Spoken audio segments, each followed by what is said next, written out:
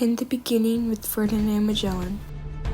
Ferdinand Magellan was born on February 4th, 1480 in Sabrosa, Portugal. With his father, Pedro de Magallan, was a minor member of the Portuguese nobility and the mayor of the town.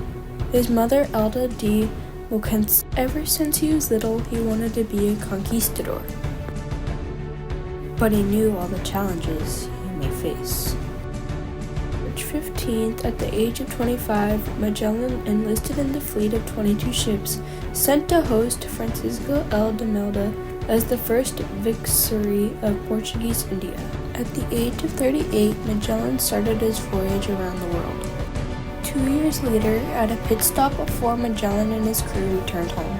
A few years later, the crew arrived at an island hoping to get goods and to spread Christianity. Magellan and his best friend and crewmate devised a plan to convert all the native people of this land over to Christianity. When Magellan first arrived, the leader of the tribe questioned Magellan because he's never seen someone outside his own tribe before. At the joy to know that Magellan was not going to harm them, the leader had a feast to celebrate the arrival of what he thought was going to be new friends. A few weeks after the arrival of Magellan and his crew, Magellan set up his first church and already was converting the natives to Christianity. Christianity spread fast throughout Cebu, which was the island that Magellan landed on. The news spread very fast around the 7,000 islands that the Philippines were made of.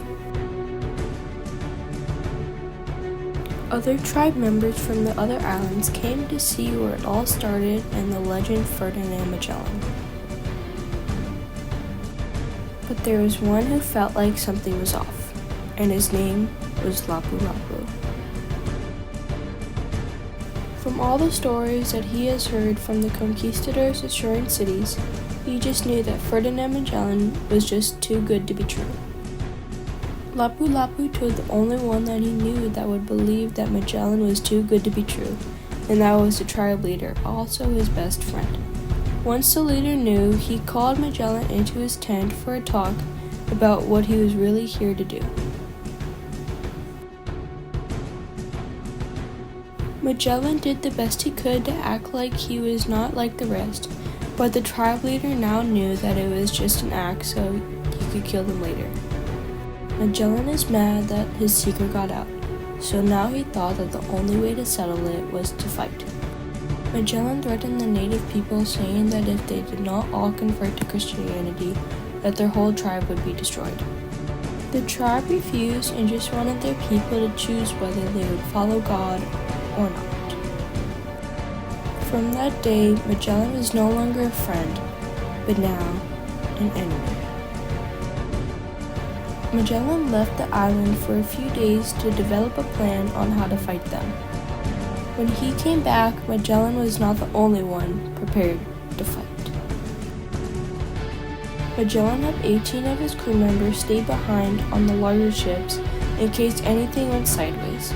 He ordered them to go back to Spain to complete the voyage around the world. Most of the native people from the 7,000 islands gathered to the island of Cebu to fight Magellan and his crew. The fight broke out and lasted for a day.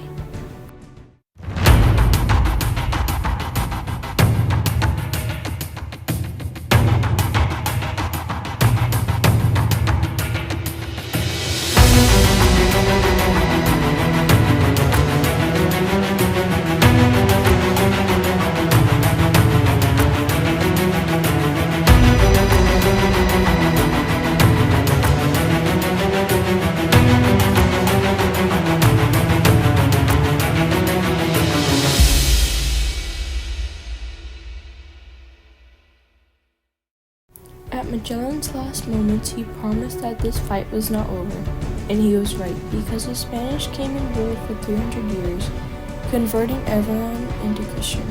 Many died that day, but the fight caused a legacy of the great Lapulapu and the conquistador Ferdinand Magellan. Lapulapu received the tribe's most prized possession, a sword called the Soul Taker, or more formally known as the Chris Sword. From that day on, Lapulapu became the tribe's protector. Even centuries later, Lapu-Lapu continues to impact the Philippine society, while Magellan initiated the spread of Christianity in the Philippines.